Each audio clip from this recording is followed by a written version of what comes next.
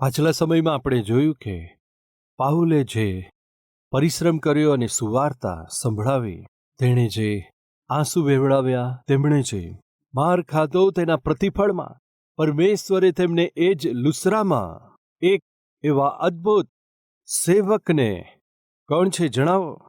તિમોથી લાવ્યા. ક્યાંથી આવ્યા હતા? પાઉલે જ્યાં આગળ ખૂબ જ માર ખાધો હતો, પથ્થરો સહન કર્યા, તે જ જગ્યાએથી પરમેશ્વરે અદ્ભુત સેવકને પૂરા પાડ્યા હતા. પાઉલ, શું તને યાદ છે? કેટલાક વર્ષ પહેલા લુસ્રામાં આવીને સુવાર્તા પ્રચાર કર્યો હતો. મારા પ્રેમની સુવાર્તાનો તે પ્રચાર કર્યો, સેવકાઈ કરી, તે પથ્થરો ખાધા, તે માર ખાધો હતો, તારે સહન કરવું પડ્યું, પણ સેવકાઈનો ત્યાગ તે ના કર્યો. પાઉલ, તે દિવસે તે જે સુવાર્તા આપી અને જે સહન કર્યું હતું, શું તેનું કંઈ પ્રતિફળ છે પ્રભુ? આ રીતે તે ઘણીવાર મને પૂછ્યું છે. પ્રતિફળ કેમ નથી પાઉલ? જુઓ, તે લુસ્રામાંથી જ તારા આખા જીવનભર તારી સાથે જે રહેશે એવા અદ્ભુત સેવકના રૂપમાં એક પુત્રને પાઉલ હું તને આપું છું. ભલા પાઉલને ખબર પડી ગઈ કે તે મરવાના છે. એવા સમયમાં પાઉલે કોને યાદ કર્યા, શું તમે જાણો છો? તિમોથીને. પાઉલે લગભગ 13 પત્રો લખ્યા છે. તે 13 પત્રોમાંથી જે છેલ્લો પત્ર લખ્યો તે કયો છે જાણો છો? તિમોથીને લખેલો બીજો પત્ર, કે જેને પાઉલે પોતાના મૃત્યુ પહેલા લખ્યો. પોતાના આત્મિક પુત્રને, કે જે તેમને અતિ પ્રિય હતા, એવા તિમોથીને આ છેલ્લો પત્ર લખ્યો. લખી રહ્યા છે, તિમોથી, હવે હું પિયારપણની જેમ રીડાઈ રહ્યો છું. મારે પ્રયાણ કરવાનો સમય હવે આવી પહોંચ્યો છે. હું સારી લડાઈ લડી ચૂક્યો છું અને મેં વિશ્વાસ રાખ્યો છે અને મેં મારી દોડ પૂરી કરી છે. હે તિમોથી, હું જઈ રહ્યો છું, પરંતુ હે તિમોથી, હું તને છેલ્લે જોવા ચાહું છું. વલાવ આ પત્રને પાઉલે તિમોથીને પોતાના અંતિમ દિવસોમાં લખ્યો હતો. વલાવ પાઉલે પોતાના શિષ્ય તિમોથીને જોયા. ખબર નહીં, ત્યારે પાઉલને લાગ્યું, તિમોથીને જોતાની સાથે પાઉલ આનંદ અને ખુશીથી ભરાઈ ગયા. એટલું જ નહીં, મારી સાથે મળીને સેવા કરવા માટે આ જુવાન બિલકુલ યોગ્ય છે. ત્યારે પાઉલે તિમોથીને પૂછ્યું, દીકરા તિમોથી, શું તું મારી સાથે મળીને સેવા કરીશ? શું મારી સાથે મળીને સેવા કરશો? આવો આપણે વચનમાંથી જોઈએ. પ્રેરિતોના કૃત્યો 16મો અધ્યાય, પહેલી કલમથી. ત્યાર પછી તે લુસ્રા અને દર્બેમાં પણ ગયા. ત્યાં આગળ તેમને તિમોથી નામનો એક શિષ્ય, કે એક વિશ્વાસીનો દીકરો હતો, જેની માતા યહૂદી હતા અને પિતા ગ્રીક હતા, તેમનો પુત્ર મળ્યો. તે તો લુસ્રાનો હતો અને યુકોન્યમાં તેની સાક સારી હતી. પાઉલે વિચાર્યું કે તે તેની સાથે આવે, તેમને સાથ આપે. હે તિમોથી, શું તમે મારી સાથે આવશો? મારી સાથે મળીને સેવા કરશો? આ રીતે તિમોથીને પૂછ્યું. ત્યારે તિમોથીએ ચોક્કસ તેની માને પૂછવાનું છે, કેમ કે તેમના પિતા તો યુનાની છે, અન્ય જાતિના છે.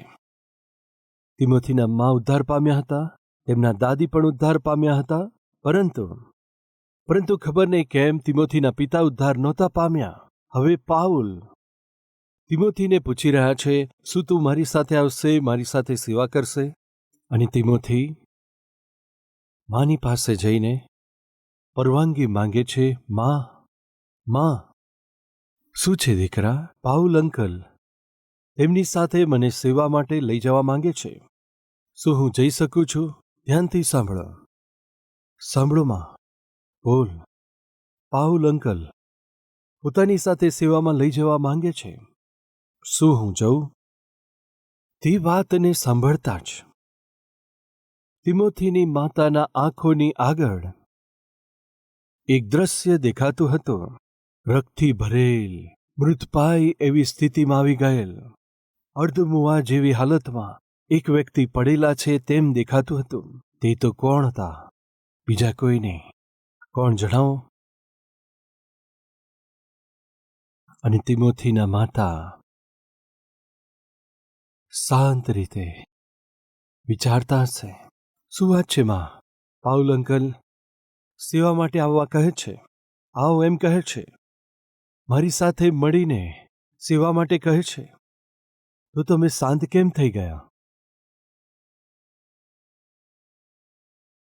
તેની માતા જાણતી હતી કે પાઉલ જ્યાં આગળ જાય છે ત્યાં આગળ કોઈ સુરક્ષા નથી હોતી. પાઉલે જ્યાં જઈને સુવાર્તા સંભળાવી હતી ત્યાં આગળ પથ્થરો સહન કર્યા હતા. જેઓ પાઉલની સાથે હતા તેમના પર પણ પથ્થર વાગ્યા.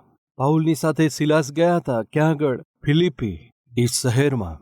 જવાથી પાઉલને ખૂબ જ માર્યા, પાઉલની સાથે સિલાસને પણ ખૂબ માર્યા. બંનેને પકડીને જેલમાં નાખી દીધા. શું તમને યાદ છે ને જેલની અંદર પાઉલને સિલાસે શું કર્યું? ભજન ગાતા હતા, ગીત ગાતા હતા. પાઉલ જ્યાં આગળ ગયા તેમના પર લોકોએ ભયંકર પથ્થરોથી ઘાયલ કર્યા. હવે તેમની પાસે તિમોથી આવીને હું સેવા માટે જવા માંગુ છું, પાઉલ અંકલ બોલાવી રહ્યા છે, શું જઈ શકું? ભલા માતાઓ, જો તમારો પુત્ર આવીને મમ્મી પાઉલજી મને સેવા માટે બોલાવી રહ્યા છે, તેમની સાથે લઈ જવા માંગે છે, શું હું જઈ શકું? પાઉલજીની સાથે સેવામાં જઈશ? હા માં. હે દીકરા, કદાચ તને ખબર નથી તે શું છે માં? પાઉલજીના સુવાર્તા પ્રચારને શૈતાન અને શૈતાનના લોકો બિલકુલ પસંદ નથી કરતા. પાઉલ કોઈ પણ જગ્યાએ જઈને સુવાર્તા આપે છે તો લોકો તેમને મારે છે. અને જો તું પાઉલની સાથે જઈશ તો તને પણ માર પડી શકે છે. દીકરા, એક વાત જણાવું છું. શું છે માં? કોઈના કોઈ દિવસે સુવાર્તાનો સંદેશ આપતા કોઈ એક શહેરમાં પાઉલને મારી નાખશે દીકરા. કોઈના કોઈ દિવસે પાઉલને કોઈના કોઈ નગરની અંદર સુવાર્તાનો સંદેશ આપવાને લીધે મારી નાખશે. તે તો શહીદ થઈ જશે. શું એ સાચું છે માં? નિશ્ચય તેને મારી નાખશે. ભલા ભાઈઓ અને બહેનો, અને એમ જ થયું. પાઉલને સુવાર્તા પ્રચાર કરવાને લીધે તે દિવસે રોમમાં રોમન સૈનિકે પાઉલ પ્રેરિતની ગરદનને વધમંચ ઉપર ગોઠવીને કાપી નાખ્યા. પાઉલને જેમ તેમણે વિચાર્યું હતું એમ જ થયું. શાને લીધે?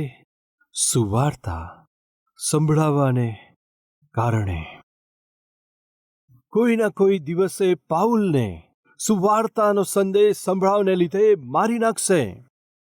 એ જાણવા છતાં શું કોઈ પણ માતા પોતાના દીકરાને તે વ્યક્તિની સાથે સેવામાં મોકલશે? તિમોથીની માતાએ તો પણ હા પાડી. પિતા, તમને પૂછું છું, માતા તમને પૂછું છું, તમારા દીકરા અથવા દીકરીને જોખમથી ભરેલી સેવાને કરવા માટે ક્યારે શું થશે તે ખબર નથી, ક્યારે માર પડશે તે ખબર નથી, ક્યારે પોતાનો જીવ પણ ગુમાવવો પડે તે ખબર નથી. એવી સેવા કરવા માટે શું તમારા દીકરાને મોકલી શકો છો? માં, પાઉલ મને સેવા માટે બોલાવી રહ્યા છે, શું જઈ શકું? તિમોથીની માતાએ શું કહ્યું જાણો છો? બેટા, એનાથી મોટું બીજું કોઈ સૌભાગ્ય તારા જીવનની અંદર બિલકુલ બીજું કોઈ પણ નથી દીકરા. ખુશીથી જાઓ. માં, મેં તો સાંભળ્યું છે પાઉલજી જ્યાં જાય છે તેમને લોકો પથ્થરો મારે છે. ઘણી બધી વાર તેમની પથ્થરોથી હત્યા કરવાની કોશિશ થઈ. હા દીકરા, જો હું પાઉલજીની સાથે સેવા કરવા માટે તેમની સાથે જઉં તો કાલે કદાચ મને પણ મારી શકે. હા દીકરા, બની શકે પાઉલજીની સાથે મને પણ મારી નાખે. હા દીકરા, તો પછી માં, પાઉલજીની સાથે જવાથી મારે શહીદ પણ થવું પડે તમે જાણો છો? આ બની શકે છે. તો પણ તમે મને મોકલો છો. શા માટે માં? એટલા માટે કે કોઈના કોઈ દિવસે આપણ સર્વએ મૃત્યુ તો પામવાનું છે, પણ જો મરવાનું જ હોય તો પ્રભુને ખાતર મૃત્યુ પામો તેનાથી મોટું સૌભાગ્ય આપણા માટે બીજું શું હોઈ શકે? મારા દીકરા, હું શું જણાવ, પાપી મનુષ્યને માટે તે પ્રભુએ પોતે જીવ આપ્યો છે. તો એટલા મહાન પ્રભુને માટે જો મારે ને તમારે પોતાનો જીવ પણ આપવો પડે તો આપણે પોતાનો જીવ આપી દઈએ. તેનાથી મોટું સૌભાગ્ય કયું હોઈ શકે? માં, શું તમે ખરેખર મને મોકલશો?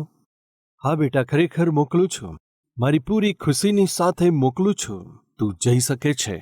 જઈને પ્રભુને માટે તું જીવ. ખરેખર એ માં એક મહાન માં છે. શા માટે તે પોતાના એકના એક પુત્રને સેવા માટે મોકલે છે? તેમને એક બે પુત્ર હતા એવું કશું આપણે જાણતા નથી. પતિ અન્ય જાતિના છે, સહયોગ આપનારા નથી.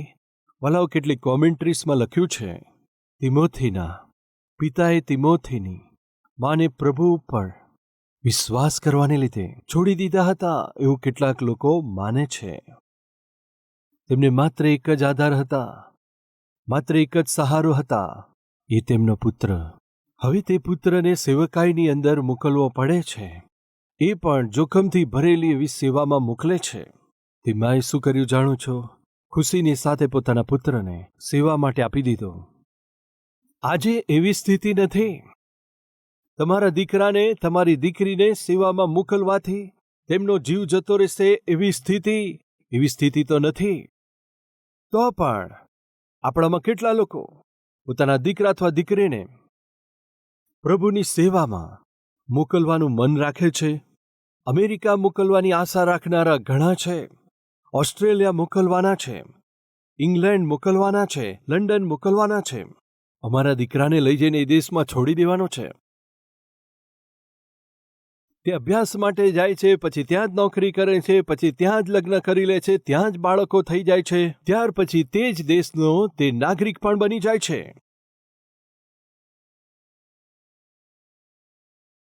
ત્યાર પછી શું થાય છે? દીકરા મેં વૃદ્ધ થઈ ગયા છે. તમે ચિંતા ના કરશો. તમારી દેખભાળ માટે નોકર રાખ્યો છે, સમય પર દવા આપવા માટે નોકર રાખ્યા છે, ભોજન આપવા માટે નોકર રાખ્યા છે, તમારે માટે એક મકાન રાખ્યું છે. ના બેટા, તને જન્મ આપીને અમે પાલન પોષણ કર્યું છે.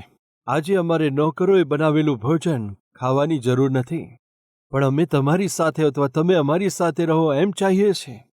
અમારા પૌત્ર, અમારા પૌત્રીઓ અમારી સાથે રહે તેમ ચાહીએ છીએ. પરંતુ તું તો ત્યાં જ પરિવાર થઈ ગયું, બાળકો થઈ ગયા, ત્યાં જ રહે છે, અમને જોતા નથી, ત્યાં જ સ્થાયી થઈ ગયા. તું તો અમારો એકલૌતો દીકરો છે. અમે ચાહીએ છીએ કે તમારી સાથે રહીએ અથવા ચાહીએ છીએ કે તમે અમારી સાથે રહો, પણ એવું બની શકતું નથી. નોકરો અમારા પર દયા કરીને ટિફિન બનાવીને અમને આપે છે અને તે જ અમે ખાઈ લઈએ છીએ. નોકર અમને દવા આપે ત્યારે અમે ખાઈએ છીએ. જો નોકરો એક દિવસે નરકનો અનુભવ કરીએ છીએ, અમારે મુશ્કેલી પડી જાય છે, અમે મોકલી દીધા છે ને વાલાઓ. ક્યાં મોકલ્યા વાલાઓ? અમેરિકા. કેમ? છોકરા અથવા છોકરીને અમેરિકાના વિઝા મળ્યા એટલે બસ, તેના પગ અથવા માતાના પગ જમીન પર નથી રહેતા. શું તમને ખબર છે અમારો દીકરો, અમારી દીકરી અમેરિકા જઈ રહ્યા છે? અમારો દીકરો, અમારી દીકરી અમેરિકા જાય છે, જઈ રહ્યો છે, હવે પાછો નથી આવવાનો. તમે મરી જશો ત્યારે વિડીયો કોલમાં જોઈ લેશે. એ છે પરિસ્થિતિ. દીકરા, પિતાજી સિરિયસ છે, જલ્દી આવી જાઓ. ના ના, હમણાં તો મારાથી નહીં આવી શકાય, છુટ્ટી નથી મળતી. એવું નથી દીકરા, તને જોવાની આશા રાખે છે, જોવા તો હું પણ માંગુ છું. માં, જો હું અત્યારે આવું તો પાછું આવવા માટે વિઝા નહીં મળે. તેઓ વિઝા નથી આપતા. બેટા, કમસે કમ આખરી વખત તું જોઈ લે. કેમ તમે જઈને વિડીયો કોલ પર મને બતાવતા નથી? વિડીયો કોલ પર જોવાની શી વાત છે? વિડીયો કોલ, અંતિમ સમયે પણ વિડીયો કોલ, દફન વિધિનો કાર્યક્રમ વિડીયો કોલ પર, જન્મ આપીને જેમને ઉછેર્યા એ માતા પિતા વિડીયો કોલ પર, અંતિમ સમયે પણ ના મળી શકે તેવી દુર્ભાગ્યની સ્થિતિ. કેટલા બધા ખુશ થઈ જાય છે દીકરાને અમેરિકા મોકલતા, દીકરીને અમેરિકા મોકલી રહ્યા છે.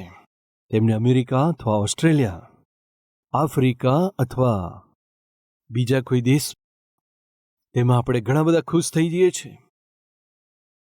પ્રિય ભાઈઓ બહેનો, સાંભળો, તમારા દીકરા અથવા દીકરીને અમેરિકા અથવા ઓસ્ટ્રેલિયા મોકલવા કરતાં સારું છે જેમણે જીવથી વધારે પ્રેમ કર્યો, પોતાનો જીવ આપી દીધો, તે મહાન પ્રભુની સેવા માટે મોકલવો, તેનાથી મોટું સૌભાગ્ય અને તેનાથી મોટો આનંદ બીજો કોઈ પણ ના હોઈ શકે. હું પૂછી રહ્યો છું, કોઈ પણ માં બધું જ જાણવા છતાં પોતાના દીકરાને મૃત્યુના જોખમ ભરેલી સેવકાઈની અંદર મોકલવા માટે તૈયાર થશે? ના, બિલકુલ નહીં. પરંતુ તે માં તૈયાર થઈ, દીકરા ખુશીની સાથે જાઓ. પણ એ માં, પાઉલજીની સાથે જવાથી મારી સુરક્ષા નથી ને? બેટા, તારી સુરક્ષા પરમેશ્વરના હાથોમાં છે. હિંમત રાખજે. પાઉલે પ્રમાણે કહ્યું, મારે જીવવું તે ખ્રિસ્ત અને મરવું તે લાભ છે. એમ કહીને આસ્થા સાથે પ્રભુની સેવા કરી છે. એવા સેવકની સાથે તું પણ સેવા કર બેટા, તો મોટો આશીર્વાદ છે. લગભગ 2000 વર્ષ થયા છે અને આજે એક માના વિશે, એક પુત્રના વિશે આપણે વાત કરીએ છીએ. તેઓ તો તિમોથી છે અને તેની માં છે. કારણ શું છે? તે માં પોતાના પુત્રને પરમેશ્વરની સેવામાં જોખમથી ભરેલા એવા દિવસોમાં સેવા માટે સોંપ્યા. તિમોથી પોતાના જીવનની અંદર, પોતાના અંતિમ શ્વાસ સુધી અને પાઉલના અંતિમ શ્વાસ સુધી કેટલું બધું વિશ્વાસ યોગ્યતાથી, કેટલા બધા પ્રિય સેવક તરીકે જીવ્યા. શું તમે જાણો છો? પાઉલે પોતાના જીવનની અંદર ઘણા બધા લોકોની સાથે મળીને સેવા કરી, ઘણાને શિષ્ય બનાવ્યા. પરંતુ પાઉલનો અતિ પ્રિય શિષ્ય કોણ છે? શું જાણો છો? તિમોથી. ક્યાંથી આવ્યા હતા? જણાવો. તે ક્યાંથી આવ્યા? તે તો ખૂબ જ કડવા એવા અનુભવમાંથી જે પ્રતિફળ મળ્યા, એ તો છે અદ્ભુત એવા શિષ્ય જેમનું નામ તિમોથી છે. તમે તમારા જીવનમાં કડવા અનુભવમાંથી પસાર થાવ છો? એવા પ્રશ્નોમાંથી પસાર થાવ છો કે જેનો ઉત્તર તમને નથી મળ્યો? શા માટે મારા પ્રભુ, મારું જીવન આવું થઈ ગયું? શા માટે મારા પ્રભુ, મારું સ્વાસ્થ્ય બગડી રહ્યું છે? કેમ પ્રભુ, મારું ભવિષ્ય પ્રશ્નાર્થ ચિહ્નવાળું બન્યું છે? શા માટે હું તમારી પાછળ ચાલું છું, હું તમારી સેવા કરું છું? મારા જીવનમાં આવું શા માટે થયું? જેટલા લોકો આ પ્રમાણે પ્રશ્ન કરે છે, એ સર્વ તમારા પ્રશ્નના જવાબ મારા પરમેશ્વર શ્રેષ્ઠ એવા ઉત્તર આપશે. આજે આપણી મધ્ય એવા કોઈ માતા છે? શું કોઈ પિતા એવા છે? પરમેશ્વરે મને એક દીકરો અથવા 2 દીકરા અથવા 3 દીકરા આપ્યા છે. તેમાંથી કમસે કમ હું એક પુત્રને પ્રભુની સેવા માટે સોંપી દઈશ, પ્રભુની સેવા માટે અર્પણ કરીશ. પરમેશ્વરના એકલૌતા પુત્ર હતા. એ એક પુત્રનું નામ પ્રભુ ઈસુ ખ્રિસ્ત છે. પરમેશ્વરે પોતાના એકલૌતા પુત્રને આ ધરતી ઉપર રાજા તરીકે એ રીતે નહોતા મોકલ્યા. મહાન વ્યક્તિ તરીકે, સંપત્તિવાન વ્યક્તિ તરીકે, બિલ્ડર તરીકે, ડોક્ટર તરીકે પરમેશ્વરે નહોતા મોકલ્યા. પરમેશ્વરે પોતાના એકલૌતા પુત્રને એક સેવકના રૂપમાં આ સંસાર ઉપર મોકલ્યા હતા. પરમેશ્વરે એકલૌતા પુત્રને આ સંસારમાં સેવા માટે મોકલી આપ્યા. તો તમારા 2-3 છોકરાઓમાંથી કમસે કમ એકને સેવામાં સોંપવાથી કેટલું સારું. અમારા ઘરે 3 ભાઈ છે, તેમાં હું સૌથી નાનો છું. જ્યારે સેવા માટે મેં મારું જીવન પ્રભુને સોંપ્યું, એ જાણીને મારી માએ કોઈ પ્રશ્ન ના કર્યો. પૂરા મનથી મારો સ્વીકાર કર્યો. મને સેવાને માટે તેમણે સોંપી દીધો. માએ મને રોક્યો નહીં, સેવા માટે મોકલી દીધો. મને સેવા માટે સમર્પિત કર્યો. એટલા માટે કોઈ ચિંતા વગર હું સેવા કરી શક્યો. નિર્ભય થઈને હું સેવા કરી શક્યો. વાલા ભાઈઓ તથા બહેનો, હું તમને વિનંતી કરું છું, તમારા 2-3 બાળકોમાંથી કમસે કમ એકને પ્રભુની સેવામાં સોંપો. ખુશીની સાથે તેમને સોંપો. મારે 2 મોટા ભાઈઓ છે કહ્યું ને, પણ મારી માએ મને ખુશીથી સેવામાં સોંપ્યો. મોટા ભાઈઓમાંથી એક ભાઈ પોતાના ડોક્ટરના કાર્યમાં આગળ વધતા ચાલ્યા ગયા. જે દીકરાને માએ સેવા માટે સોંપ્યા હતા તે દીકરાએ સ્થાપિત કરેલી હોસ્પિટલમાં હવે તે ભાઈ આવીને તે હોસ્પિટલ ચલાવી રહ્યા છે. વળી એ જ પ્રમાણે બીજા ભાઈ જે દીકરાએ મંડળીની સ્થાપના કરી તે મંડળીઓની દેખરેખ રાખતા, તે મંડળીઓનું મેનેજમેન્ટ કરતા પરમેશ્વરની સેવામાં ઉપયોગી થઈ રહ્યા છે. હું પૂછી રહ્યો છું, હવે ત્રણેયમાંથી કોણ સૌથી અધિક આશીષ પામ્યા છે? જણાવો, જણાવો, જણાવો, જોરથી જણાવો. જેમને સેવામાં સોંપવામાં આવ્યા તે સૌથી અધિક આશીષ પામ્યા કે પછી જે સારી રીતે અભ્યાસ કરીને ડોક્ટરની સેવા કરે છે તે વધારે આશીષિત થયા છે? જણાવશો? ભલાઓ સમજો છો? જેમને તમે પરમેશ્વરની સેવામાં સોંપો છો તેમને મારા પ્રભુ પુષ્કળતામાં આશીષિત થાય છે.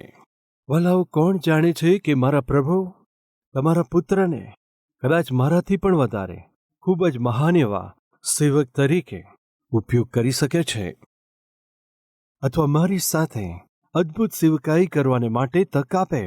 અમારી સેવકાઈમાં ઉપયોગી પાત્ર તરીકે લગન સાથે સેવા કરનારા વધસ્તંભના સૈનિક તરીકે પરમેશ્વરે પસંદ કર્યા હોય.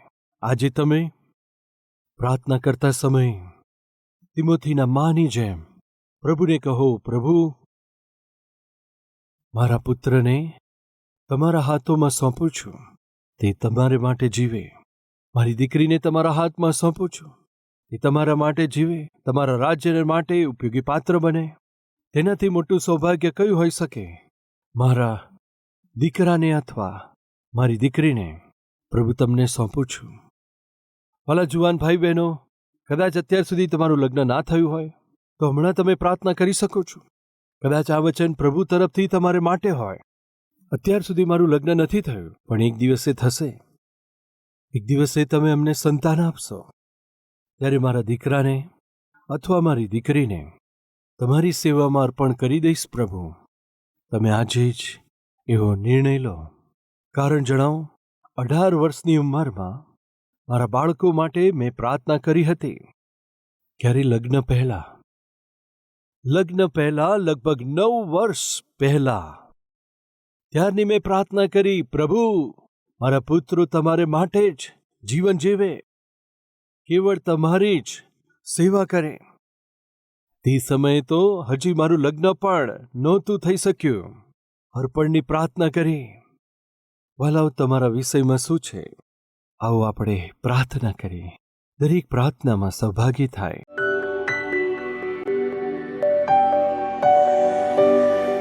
પવિત્ર પરમેશ્વર પિતા, પ્રાર્થનાનો બોજ, આત્માનો બોજ અને સેવકાઈનો બોજ, આ 3 અદ્ભુત સંદેશને આજે ઘણા બધા લોકોને સ્પર્શ મળ્યો છે. વવાયેલું આ વચન ઘણા લોકો માટે એમના જીવનમાં ફળવંત બને. આવનારા દિવસોમાં અમારે જ પ્રભુની સેવામાં ઉપયોગી પાત્ર તરીકે જીવવાનું છે એવી આશા રાખે છે. વળી એટલું જ નહીં, આવનાર સમયમાં અમારા બાળકો પણ બોજ ઉપાડી શકે. તમારી સેવા કરવાની છે, તમારે માટે જીવવાનું છે, તમારો પ્રેમ બતાવવાનો છે. પિતા, એવું સૌભાગ્ય અમારા બાળકોને આપજો.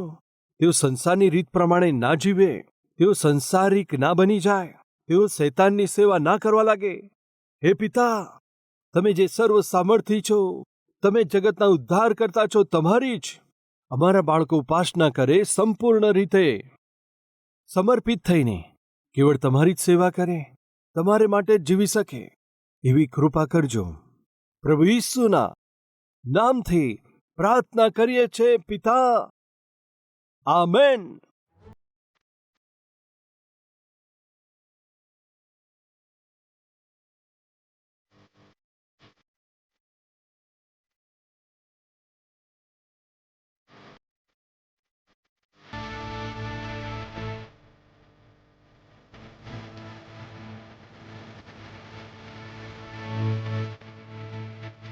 અમારું address: Calvary, post box number 30, Kukatpally, Hyderabad 72.